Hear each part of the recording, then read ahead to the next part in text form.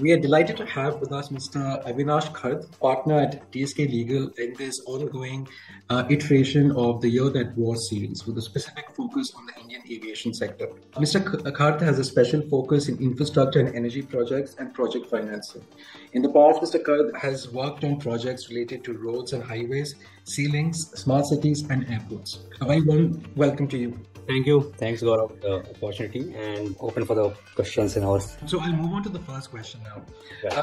With over 300 aircraft which are on the books by Indian Airlines, there's a lot of focus that's also being placed on the MRO sector. The MRO sector itself comes up to 12 or 15% of the operational cost of airlines. And at the same time, the Indian government has also come up with new policies, particularly the reduction of taxes for the MRO sector. So how do you see this entire space evolving?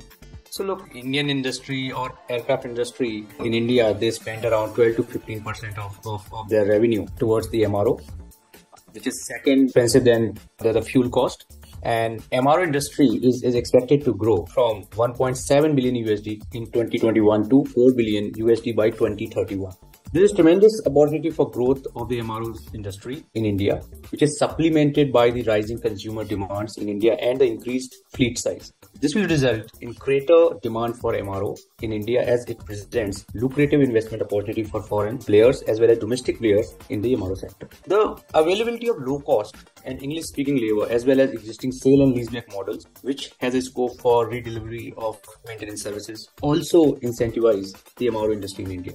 The regulatory environment in India provides for favorable and conducive conditions for the growth of MRO sector.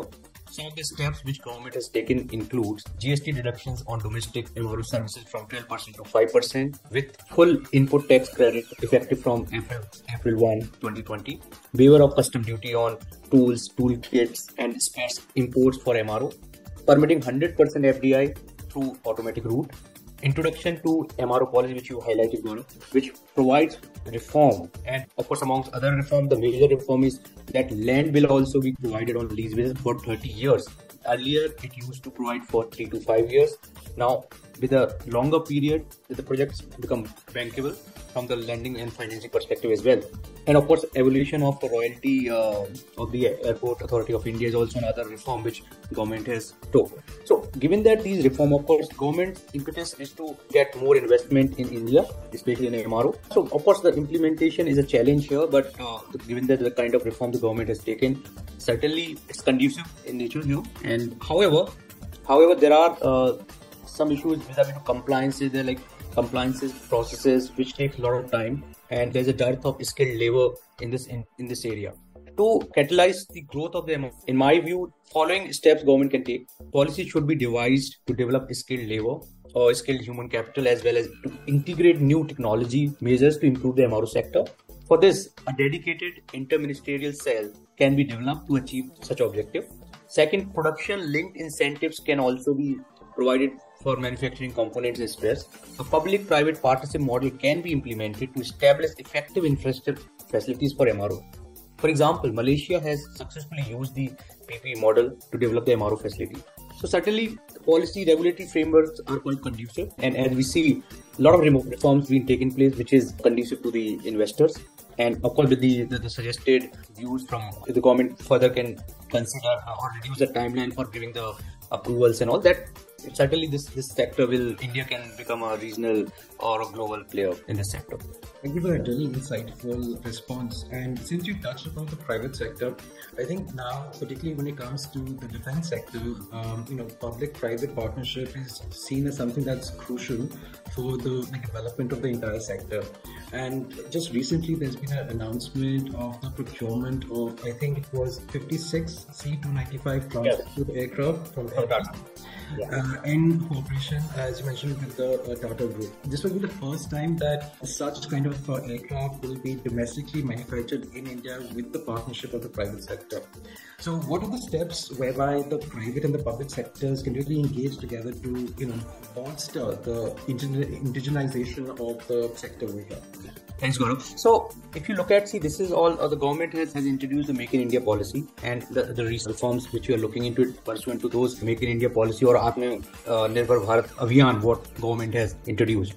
Now, If you look at historically, so Ministry of Defence has tried for a few years to provide an impetus on defence manufacturing in India under the Make in India framework. And now, more than ever, it is evident that the private sector will play a pivotal role in ensuring indigenous production of defence aircraft. Private sector participation in designing and developing military platform and equipment in collaboration with DRDO or other agencies in the defence sector was also encouraged in 2022-23 financial year budget. A conducive policy and regulatory environment is the key in achieving the same. The Indian defence manufacturing industry is plagued with several challenges such as slow growth of indigenous capabilities, lack of modernization, and the long-drawn procedure for granting of the contracts. Such delay leads to which has inevitably led to cost overrun as well. In fact, the Tata Airways deal itself took 10 years to conclude. To facilitate coming back, of course, how government can achieve or incentivize the domestic player or to achieve the objective. Here are the few suggestions which the government can look into it. They can shape their appropriate procurement procedures to encourage capacity building by revising the defense procurement policy, fast-tracking the process of granting defense contracts to provide comfort to domestic and foreign players. Government must also aim at skill development, establishing formal education infrastructure, provision for transfer of technology to encourage private participation. This is quite important, and I'll tell you, I've dealt with some of the defense projects where government is also now open and they are ready to transfer the technology which DRDO, which other organizations have developed. Which is certainly a right step because you have to encourage the private parts. You have to give something and where they can take it forward. So what government is doing, they transfer the technology, and for that they put, given the nature of the contract, they put certain restrictions and the benefit they give, saying that you can export also subject to take consent or follow the process. So government is already taken that. Of course, the transfer technology, they may take it forward in most of the projects, considering the investment. Government has already invested on such projects. And of course, coming back to the measures like streamlining the procurement processes and dispute resolution clauses, because dispute resolution clauses also a lot of time not very balanced clauses in the procurement policies or contract that can be looked into it. Now, also integrating innovative technology and evaluation methods for improving the equality, in addition to reducing the cost of aircraft material and component. Apart from that, the most important thing, they should also give a major thrust put on the integration of MSMEs in defense manufacturing industry. For example, Korea and Israel, they've been successful in deploying the MSMEs. Government can consider giving preference to MSMEs in the procurement contract. This we have seen also in some of the contracts. Government is also considering giving preference to the local content provider, a local content supplier, or MSME also. So a lot of good steps being taken. Of course, further facilitate if some procedures can be revised, make it more streamlined or less time consuming. I guess government can achieve what they want. So as you know, the Indian government is really trying to ensure the domestic manufacture of defense equipment in India. I mean, traditionally, India has been one of the largest importers of defense equipment in the world. But as we've seen, there have been significant advances in India's domestic manufacturing. So we've seen that with the Tejas fighter aircraft, which is doing quite well in India, and other countries have also shown interest in the procurement of the aircraft. So what is really truly required in India when it really comes to bolstering domestic defense manufacturing? Thanks, Gaurav. So if you see, there have been a lot of delays project on the defense project or defense contract. For example, Tejas itself took around 7 years to build these aircrafts. So the primary reason is the budget. The budget was a major constraint for accelerating the manufacturing of such contracts or such aircrafts. But now government has taken the right direction and they have also increased the budget, so we can expect that the delay could be reduced to a greater extent. However, apart from that, second, they can encourage the private participation through PPP model, where the defined timelines and compliances are there within the time frame, which will reduce the overall completion of the contract. Third, they can also consider providing the production linked incentive scheme, which will be lucrative to the manufacturer because it's linked to their overall sales, so they can get more subsidy or more benefit.